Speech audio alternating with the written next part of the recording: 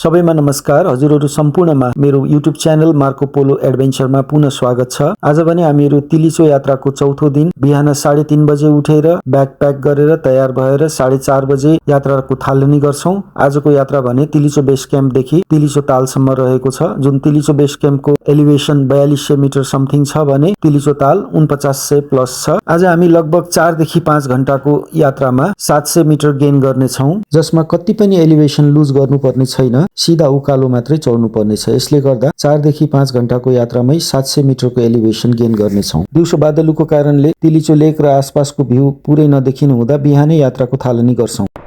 बिहान उठ्दा आकाशभरि बादल, पानीले सानो मसिनो पानीको छिटा हानिराखेको थियो। अँध्यारो थियो। अहिले यहाँ आइपुग्दाखेरि लगभग मलाई लाग्छ यो 4200 मिटरबाट हिँड्न सुरु गरेको हो। हामी अहिले 4500 मिटरको आसपासमा छौँ होला। अझै पनि 400 मिटर उचाइमा जानु छ। मसँग त्यो एल्टिट्युड नाप्नको लागि कुनै स्मार्ट वाच त छैन, तर अनुमानित मसँग एकजना बाटोमा भेटिएको साथी हुनुहुन्छ जो अस्ट्रेलियन नागरिक हुनुहुन्छ। उहाँको नाम चाहिँ डेज हो। उहाँ 44 वर्षको हुनुहुन्छ। म जसरी ट्रेकिङमा हिँड्थेँ त्यस्तै गरेर बिना तयारी सामान्य तरिकाले आफूसँग जे छ त्यसैमा यात्रा थालनी गर्नुभएको रहेछ। 20 देखि 25 दिन भएछ उहाँ नेपाल आउनुभएको। आज जिन्दगीमा पहिलोचोटि कसैलाई सल्लाह दिन पाएको छु। यात्राको क्रममा छोटो छोटो पाइला चाल्नुहोस्, बच्चा नबस्नुहोस्, नाकबाट सास लिनुहोस् भनेको छु। साह्रै आत्तिनु भएको छ। यहाँ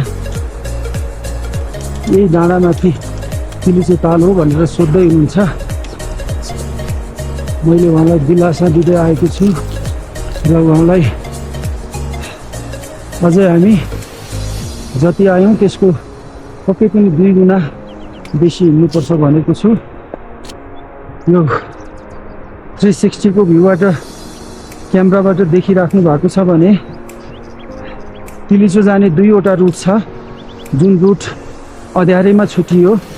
बायाँ हातको रुट हल्का ओह्रालो लाग्छ सुरुमा, केही बेर आधा घन्टा मजा आउँछ, सजिलो हुन्छ र फेरि ठाडो चढाइ चढ्छ। त्यहाँ देख्न सक्नुहुन्छ जहाँ अरेन्ज रङको टेन्ट लगाएको छ, त्यहाँ पुग्छ। यो चाहिँ ओह्रालो लाग्दैन, तर हल्का हल्का उकालो हुँदै निरन्तर चढाइमै हुन्छ यो बाटो। त्यसले गर्दाखेरि यो रुट चाहिँ छोटो पनि छ, तर अलिकति रिस्क चाहिँ बढी छ। अगाडि हेर्नुहुन्छ एउटा बोर्ड लागेको छ, त्यो बोर्डमा लेखिएको छ ल्यान्डस्लाइड जोन भनेर।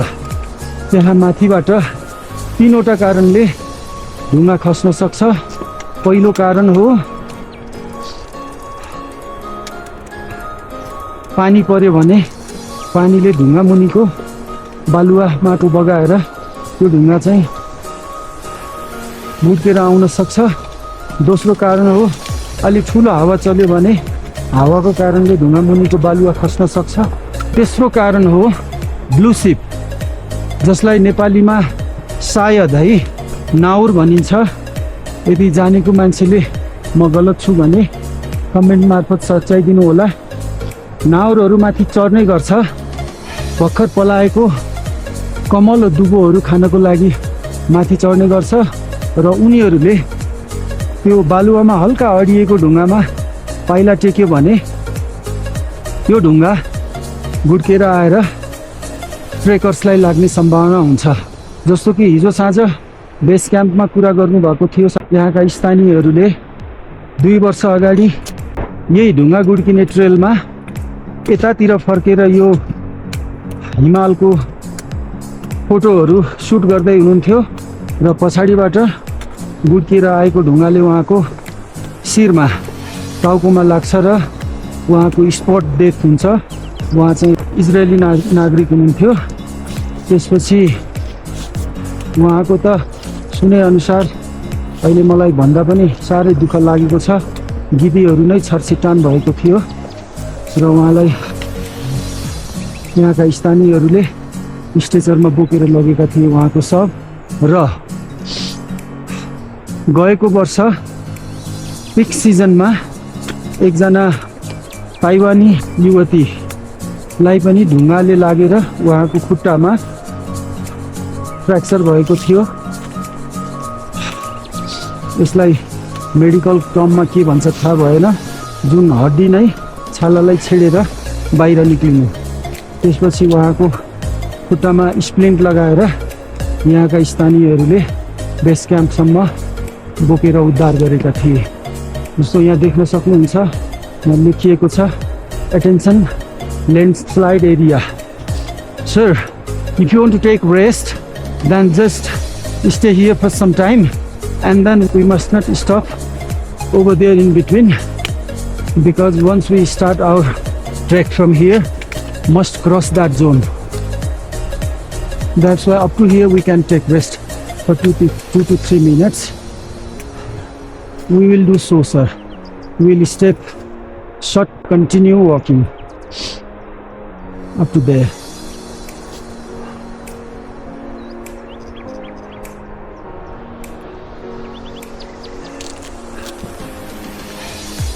आकाश बिस्तारै खुल्दैछ। सूर्यको किरणले बादलु माथिबाट चिहाउँदैछ। आज मौसम अपेक्षा गरेको जस्तो सफा भएन। हेरौँ तिलीचो पुग्ने बेलासम्म मौसमको अवस्था कस्तो रहनेछ। सास बढेको श्वासमा गरेको सुन्नुभयो होला। यो हाई एल्टिट्युडमा ठाडो उकालो हिँड्नु पर्दा हुने सामान्य प्रक्रिया जस्तो हो।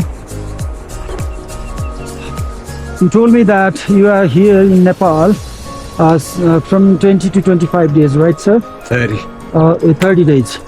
And can you tell me the places where you visited, sir? Pokhara, Pokhara.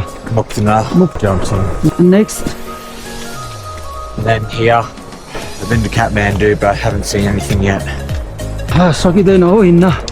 यहाँ बिचमा नरोकिने भनेर 2 मिनट सुस्ताएर हिँडेका थियौँ।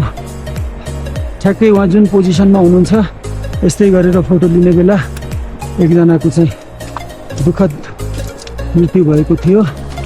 एउटा आँखा माथितिर राख्नु अनुरोध गर्छु। यदि हजुरहरू आउनुभयो भने त्यति साह्रै रिस्क त छैन, तर दशा लागेको बेला जे पनि हुन सक्छ भनिन्छ नि, बारबारै तिल जोगिन्छ। लौ अब भने घामको किरणले न्यानो हुन थाल्यो। बाहिर चिसो, भित्र पसिनाले ज्याकेट निथुक्क भिजेको छ। I can help you if you want to take photograph.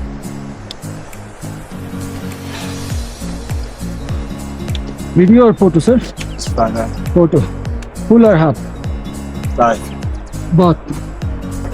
One more in the same pose. Yes. This is Mr. Dej. If you don't mind, will you mind to tell me the meaning of Dej, sir? My full name is Sudesh. Sudesh. यो यात्रामा मलाई कसले मद्दत गर्नु पर्ने हो, कसले लतार्नु पर्ने हो, लतारेर हिँड्नु पर्ने हो भनेको यहाँ त मलाई भन्दा गाह्रो सुडेजलाई भइरहेको छ। मलाई पनि राम्रै भयो। म हतारमा हिँड्थेँ, जिउलाई फोकटिया प्रेसर दिन्थेँ, जिउ थकाउँथेँ। ऊ हिँड्न नसक्ने भएको हुनाले सँगसँगै हिँडेको छ। शरीरलाई सजिलो भएको छ। If you are lucky, then you will get chance to see blue sheep, sir. What? Blue sheep. Blue sleep. Yeah, it's a kind of wild animal, like deer, wild goat. Wild goat. They live in high altitude, like this place. I apply mustard oil yesterday. Actually, we believe that. Are you Nepali? Yes, sir. Born in Nepal? Yes, born in Nepal. from Tarai region, sir, not from hilly region. I'm not habitual with these all things, hilly area. I grew up in Tarai. Nepalese people believe that the oil shield our body to enter the water inside. Like if you want to dive on Tilicho Lake, then one day earlier, like yesterday evening, you need to apply mustard oil in your whole body, and then even if you will dive in Tilicho Lake, oil will seal our body to enter the cold water inside from our skin. I came in yesterday. There was a couple. You see them? I passed them on the track here. While trekking, you pass them? Yeah, I think they... No, sir. I don't saw them. Yeah, well, they'd be coming today as well. Uh, They had guide. they are foreigners or Nepalese? Foreigners. Some foreigners carries their baby, 6-7 months baby, up to here. Oh, they are so crazy. No port. Yeah, stupid. Yeah, actually, if something happens, it's too much difficult for the small kids. You can't get help quickly. Yeah, nothing, no phone calls, no networks, nothing. Just to have Instagram, Facebook, Just they will, just for social media. yeah.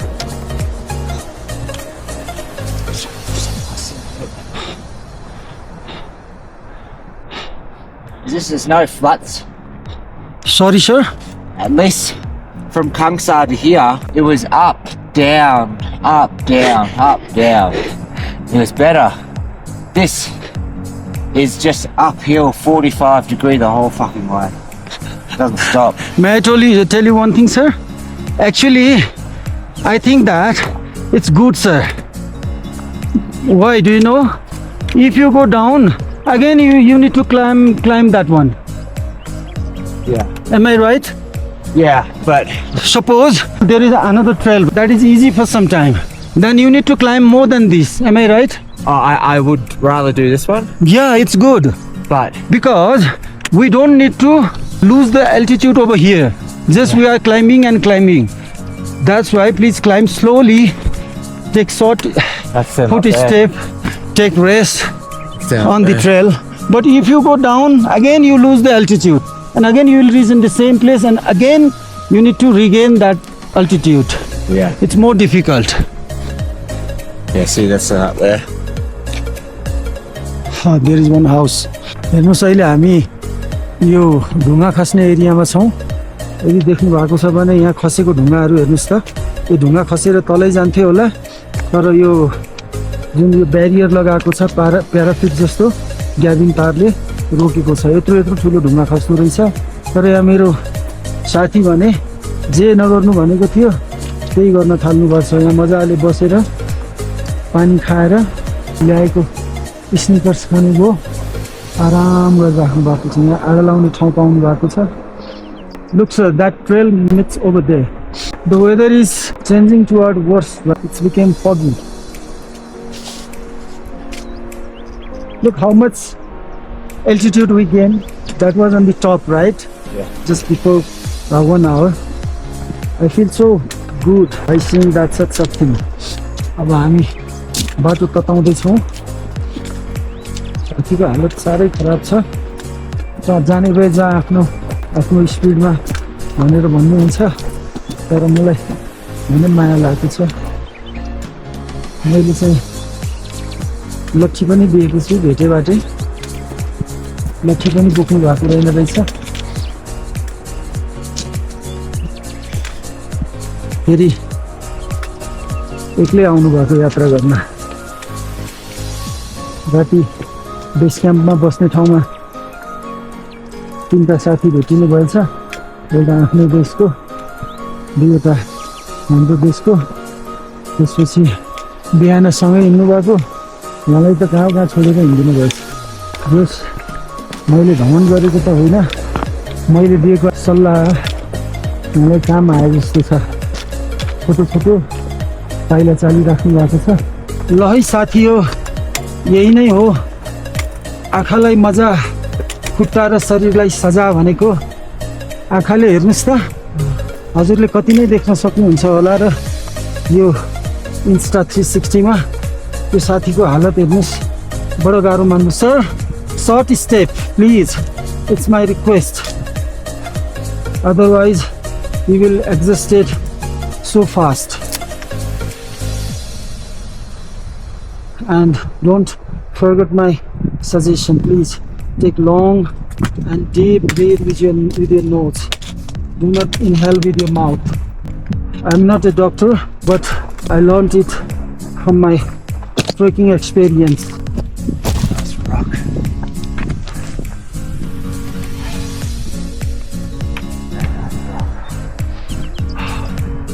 I seem dashing or not? Please tell me. Yeah, you look good. Oh, I need to look good. And will you mind to hold this Insta? I'm good photographer. Just I'm kidding, okay? I'm not a good photographer, but I'll try my best to take my friend's good photo. Can I say friends to you? I'm about 6 years younger than you. Yes. Great. One more. Ah, it's nice. Yeah, dashing man. Oh, it's nice. Is it 360? Yeah. Show me. Insta. Insta. Same as yours. Yours Insta or Yeah. yours Sony? Yeah, Insta. साथीले पनि Insta 360 बोक्नु भएको रहेछ। म चाहिँ कति माया गरेर चस्मा पुस्नेले पुसेर राख्छु। मैले चाहिँ जिन्स प्यान्टमा पुस्नुभयो। मलाई देख्दा म उसको यात्राको याद आइरहेछ। बडीमालिकाको ट्रेकिङमा जिन्स प्यान्ट लगाएर गएको थिएँ। आधा बाटोमा च्यातिएर त्यहीँ खेलेर आएँ। In evening time, you will not get chance to see these all views while returning time, because at that time there will be cloud. Are you using Facebook or not? Instagram. Instagram. I do have Instagram ID, but I'm not using that much. Really, it's breathtaking scene. Once look this side. Ah.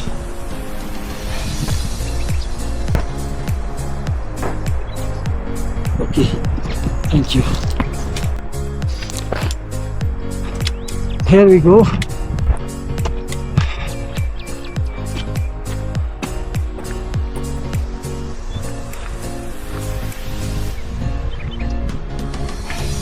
That's the end, right? My eyes are eagerly waiting to see the view of Tiliso Lake, my dear friend. I think you are right from that side. Wow.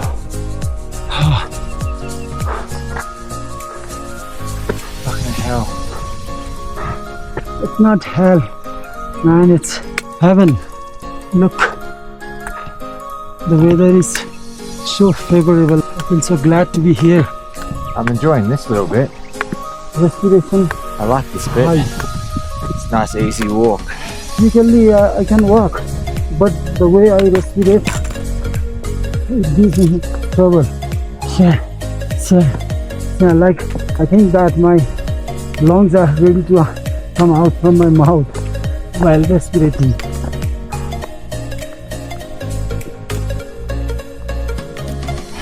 Really, I'm missing my Ultra 24S.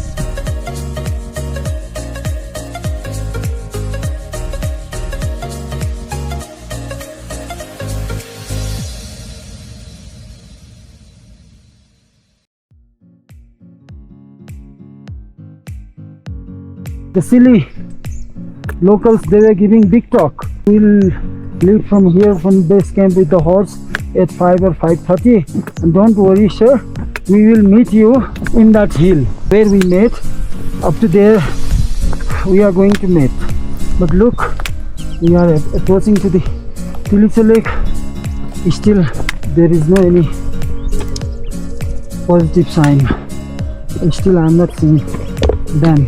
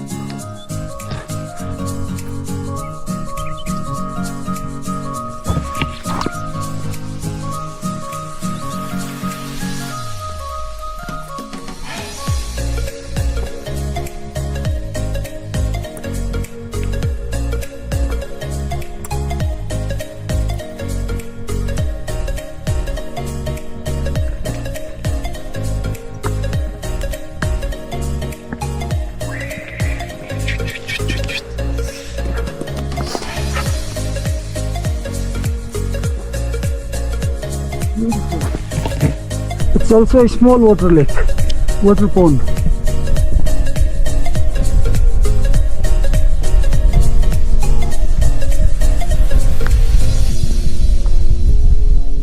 Brother, finally we did it. Hooray! Hooray! Fucking. Ah, Now let's never speak of this again. but I will forget within 2 days.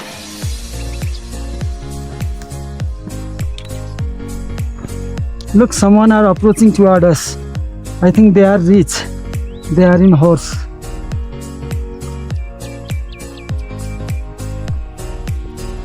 Tell me something about your feeling, my bro.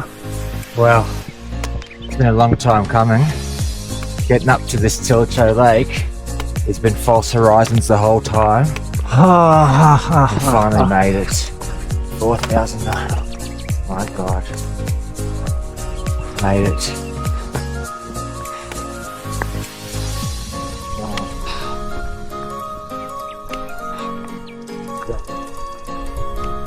Highest lake in the world. Finally done it. Hardest thing I ever done. Breathing is so hard. Couldn't have done it without my mate. Couldn't have done it without you, brother. Working together as a team. As a team. Thanks for your support. Taking short To me. steps. I was about to to hear. fucking give up. Many times. I fucking made it. You have good willpower. You have positive mindset. No matter it may take little bit late, but you are going to do it. Oh, we're here. We did it together. Thanks for your company. Hello everyone from Tilicho Lake. Finally अहिले हामी तिलिचो लेकमा आइपुगेका छौं। यति बेला बिहानको 9:30 भएको छ। हामी बिहान 4:30 तिलिचो बेस क्याम्पबाट हिँडेका थियौं। लगभग 700 मिटर प्लसको एलिभेसन हामीले 5 घण्टामा गेन गरेका छौं। हाम्रो अहिलेसम्मको ट्रेकिङको अनुभवमा सबैभन्दा हाई एल्टिट्युडको ट्रेकिङ यही तिलिचो तालको ट्रेकिङ हो, जुन 4919 मिटरको हाइटमा रहेको छ र जहाँसम्म मेरो अनुभवमा अहिलेसम्म गरेका ट्रेकिङहरू मध्ये सबैभन्दा सजिलो ट्रेकिङ पनि तिलिचो ट्रेकिङ नै लाग्यो, किनभने 3700 मिटरको उचाइ खाङसारमा मोटरसाइकल या बोलेरो गाडी मार्फत आउन सकिने रहेछ। त्यहाँबाट 5 देखि 6 घण्टाको पदमार्गमा खाङसारदेखि तिलिचो बेस क्याम्पसम्म आइपुग्न सकिन्छ, जुन 4200 मिटरको हाइटमा रहेको छ र तिलिचो बेस क्याम्पबाट तिलिचो तालसम्म 4 देखि 5 घण्टा लाग्दो रहेछ, जुन ट्रेकिङ गर्दाखेरि हामीले कति पनि एलिभेसन लुज गर्नु पर्दो रहेनछ। त्यसै कारणले पनि 4 देखि 5 घण्टाकै यात्रामा आइपुगिदो रहेछ। भिडियो हेरेर साथ दिनुहुने सम्पूर्ण प्रति हार्दिक आभार व्यक्त गर्दै अब अर्को शुक्रबार आउने भिडियो सेफोक्सुन्डो ताल डोल्पाको रहने कुराको समेत जानकारी गराउँदछु। सम्पूर्णको दिन शुभ रहोस्। नमस्कार।